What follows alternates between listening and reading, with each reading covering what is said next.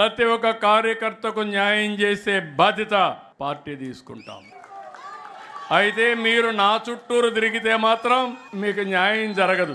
మీరు ప్రజల చుట్టూరు తిరగండి, మీ చుట్టూరు నాయకులు తిరుగుతారు. అలాంటి నాయకులకు నేను అండగా ఉంటానని మరొక్కసారి తెలియజేస్తున్నా. అందుకే ఏ జిల్లాకు పోయినా ముందు కార్యకర్తలను కలుస్తున్నా, ఒక 2 గంటలు టైం స్పెండ్ చేస్తున్నా. ఆ 2 గంటలు టైం స్పెండ్ చేస్తే నాకు ఎంత స్ట్రెంగ్త్ వస్తుందంటే, నా సొంత ఇంటికి పోయి ఒక కాఫీ తాగితే ఎంత ఆనందం వస్తుందో అంత ఆనందాన్ని పొందుతున్నాను.